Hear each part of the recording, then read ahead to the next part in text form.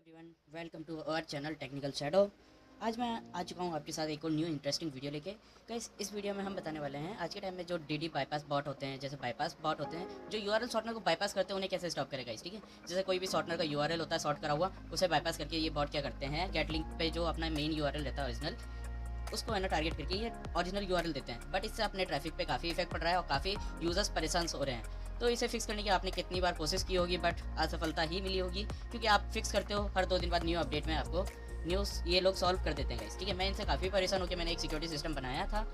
उसके बाद मैंने इसे चलाया 3 महीने तक। उसके बाद मेरे को अच्छा रिजल्ट देखने को मिला। उसके बाद मैं आपको इसके बारे में बता रहा हूँ। ठीक है, तो वीडियो अच्छा लगे तो लाइक जरूर कर देना गाइस। आप अगर मेरे चैनल पे पहली बार आए हो तो सब्सक्राइब करना, क्योंकि मैं इस तरीके की इंटरेस्टिंग वीडियोस आपके लिए लाता रहता हूँ गाइस। ठीक है, सबसे पहले तो मैं अपना है ना एक यूआरएल आपको शॉर्ट करके दिखाता हूँ, बाईपास करके दिखाता हूँ, मतलब सॉरी, पहले मैं शॉर्ट करूँगा। उसके बाद अपना टेलीग्राम ओपन कर लेते हैं गाइस।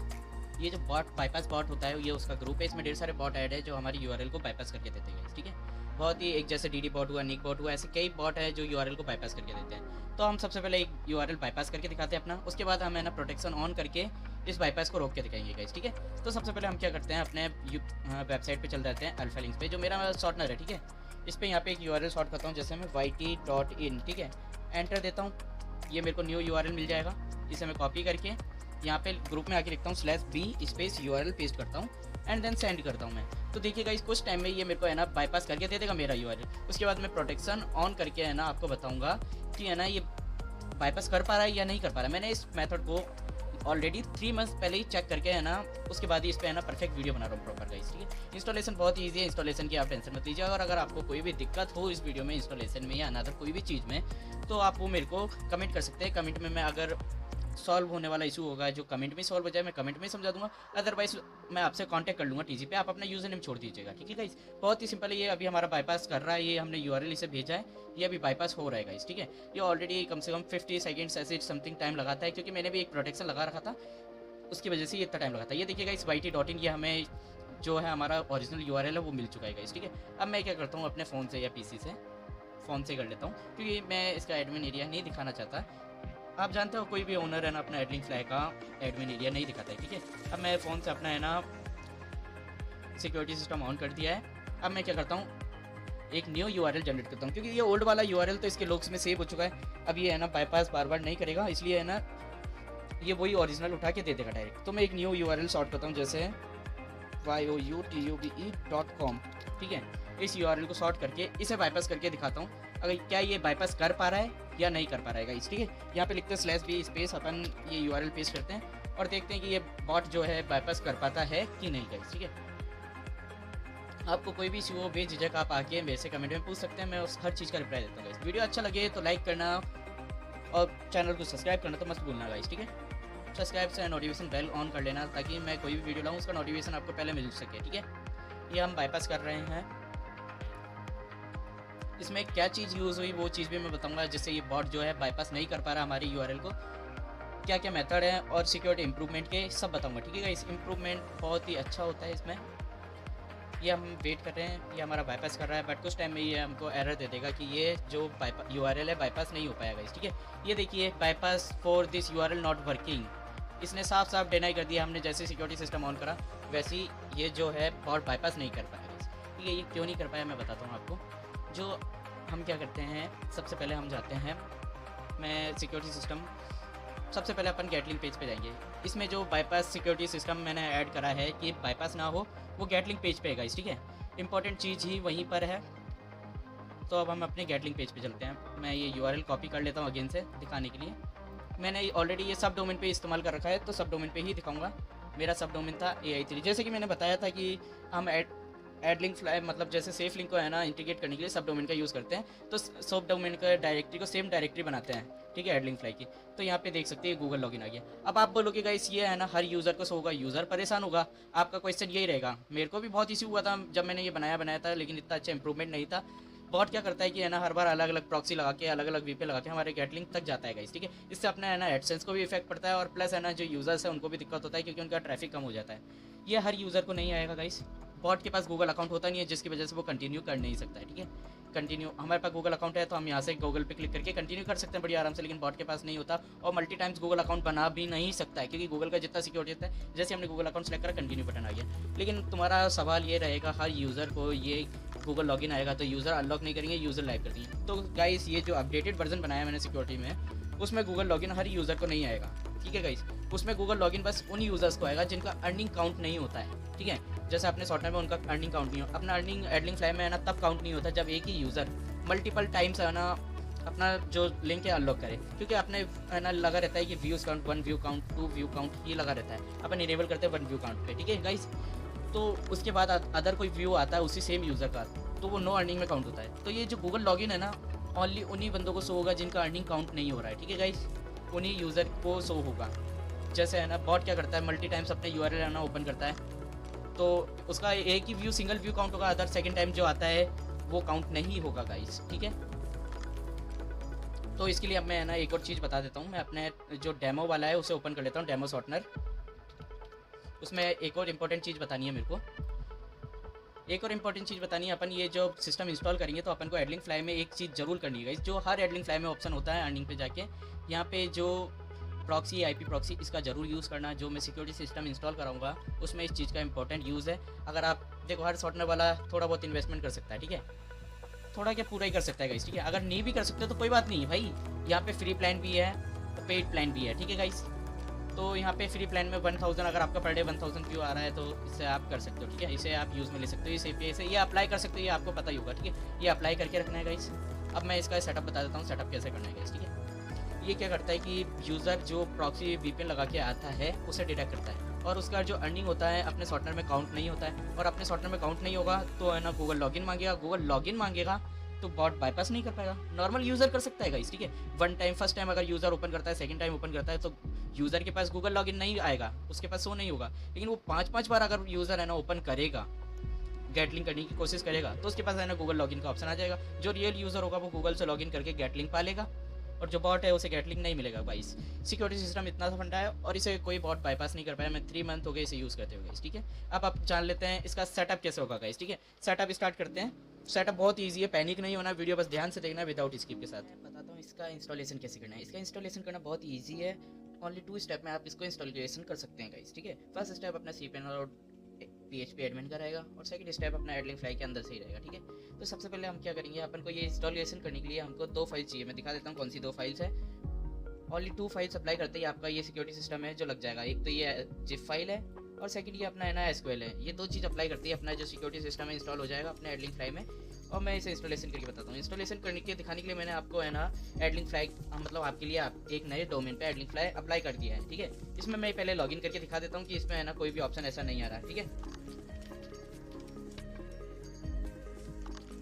2 3, ठीक है। ये मैंने यहाँ से लॉगिन करके आप लोगों को दिखा देता हूँ। ये मैंने डेमो साइट बनाया है आप लोगों को दिखाने के लिए, ठीक है। एडमिन एरिया में चला जाता हूँ, यहाँ पे कहीं भी कोई अनदर न्यू ऑप्शन नहीं दिख रहा है, ठीक है।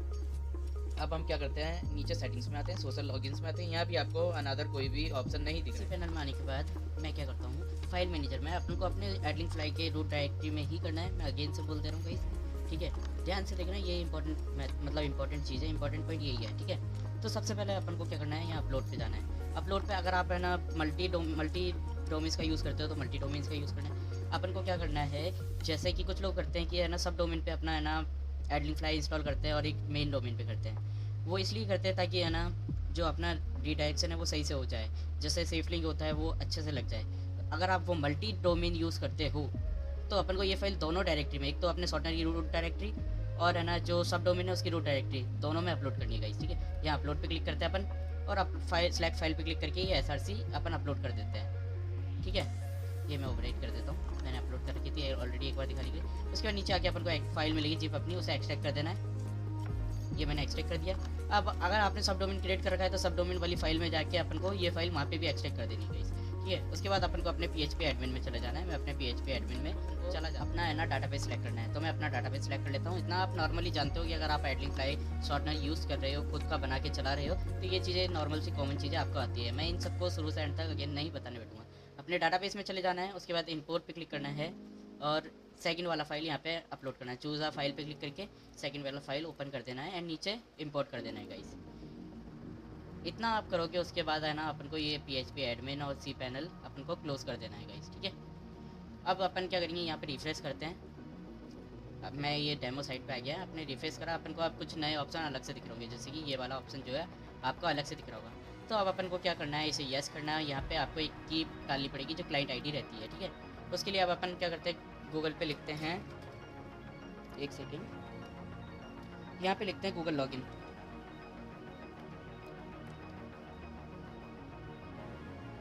यहाँ पे अपन को इस साइट पे आ जाना है, console.cloud.google.com, ये डोमेन है, इस पे आ जाना है। आधे से ज़्यादा लोग इसके बारे में जानते होंगे। अब अपन को इस पे आने के बाद सबसे पहले एक न्यू प्रोजेक्ट क्रिएट कर लेना है। मैं ओल्ड वाला प्रोजेक्ट में कर सकता था, बट मैं न्यू प्रोजेक्ट क्रिएट करके फिर बताऊँगा, ठीक है। न्यू प्रोजेक्ट क्रिएट कर लेता हूँ मैं डायरेक्टली। ये हमारा न्यू प्रोजेक्ट क्रिएट हो गया, इसे हम सेलेक्ट कर लेते हैं, ठीक है। आपसे ये प्रोजेक्ट क्रिएट करने की ही बोलेगा शुरू में, फर्स्ट टाइम। अब इसके बाद अपन को आ जाना है ओवरव्यू में। हमारी इंटरनेट थोड़ा स्लो है। अब यहाँ पे गेट स्टार्ट क्लिक करते हैं। यहाँ पे ऐप नेम दे देना है, जैसे हम दे देते हैं डेमो। ईमेल भी है ना अपन दे सकते हैं अपना, मेन ईमेल डाल दिया। नेक्स्ट करते हैं अब अपन।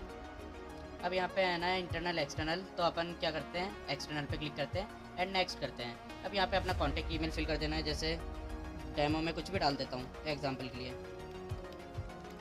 ठीक है।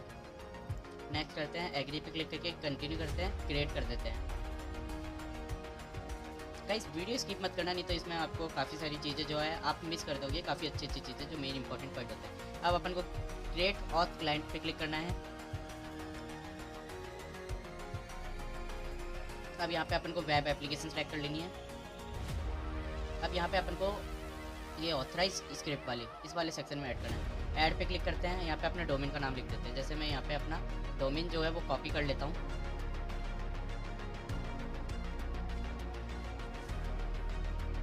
और यहाँ पे आके मैं पेस्ट कर देता हूँ, ठीक है। इसके बाद ये लास्ट से स्लैश हटा देना है, ऐड URI पे कर देना है। उसके बाद वापस से ये डोमेन पेस्ट करना है एंड ये स्लैश हटाना है। इसमें डोमेन के आगे अपन को लिख देना है www123 एंड डॉट लगा के ऐड कर देना है गाइस, ठीक है। अब यहाँ पे क्रिएट पे क्लिक कर देंगे अपन। ये अपनी है ना URI जो होती है वो क्रिएट करा है। अब इसने क्लाइंट आईडी क्रिएट कर दिया, अपन को क्लाइंट आईडी कॉपी करनी है और ओके कर देना है एंड देन यहाँ पे आके अपन को ये पेस्ट कर देना है गाइस, ठीक है।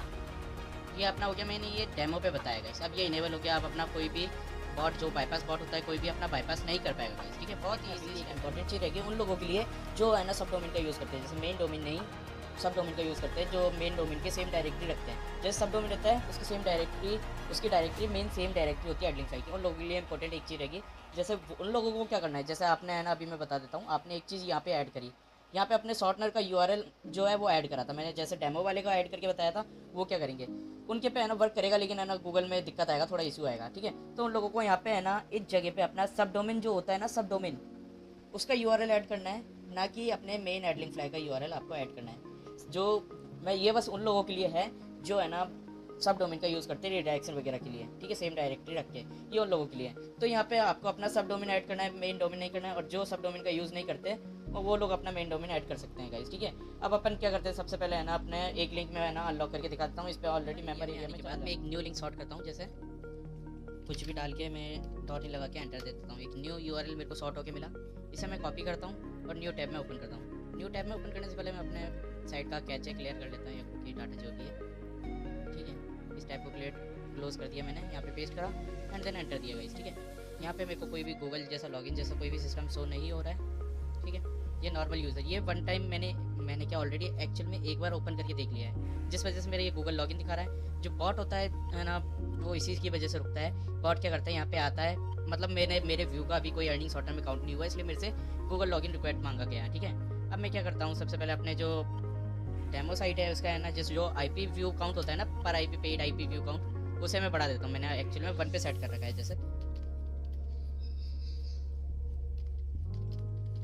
मैं यहाँ लॉगिन करके उसको बढ़ा देता हूँ, ताकि मैं आपको एकदम बेटर तरीके से एक्सप्लेन कर सकूँ, ठीक है गाइस।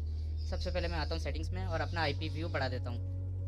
जैसे यहाँ पे 1 था तो 100 कर दिया, मतलब मेरे हर लिंक का भी है ना पेमेंट काउंट होगा, ठीक है। पेमेंट काउंट होगा तो मेरे से है ना गूगल लॉगिन रिक्वायर्ड नहीं मांगा जाएगा गाइस, ठीक है।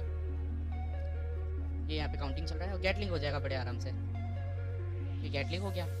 अब अपन क्या कर सकते हैं गाइस, यहाँ पे 100 की जगह 5 डाल दो, जो टीजी बॉट वगैरह जो भी है वो क्या करेगा कि है ना बार बार उस पर ना ढेर सारे बल्क में ये लोग बाग है ना अनलॉक करते हैं, तो उन्हें 5 की लिमिट दे देगा, 24 घंटे में 5 अनलॉक ही मिलेंगे, उससे ज़्यादा नहीं मिलेंगे, उससे ज़्यादा कर ही नहीं पाएगा बॉट। और जो रियल यूज़र होगा 5 अनलॉक के बाद भी अगर उसे छठा अनलॉक चाहिए तो उसे गैटलिंग करना ही पड़ेगा, मतलब गैटलिंग करने के लिए गूगल लॉगिन करना ही पड़ेगा गाइस, ठीक है। इतना सा सिंपल सा फंडा है। जैसे मैं यहाँ पे है ना 1 कर दूंगा तो मेरे से गूगल लॉगिन मांगने लग जाएगा, मेरे व्यू का कोई अर्निंग आउट नहीं होगा, उन्हीं पे ही है। और प्रॉक्सी वगैरह का मैंने इसलिए बताया क्योंकि कुछ बॉट प्रॉक्सीज वगैरह यूज़ करते हैं, तो उनको डिटेक्ट करने के लिए ये चीज़ मैंने बताई थी गाइस, ठीक है।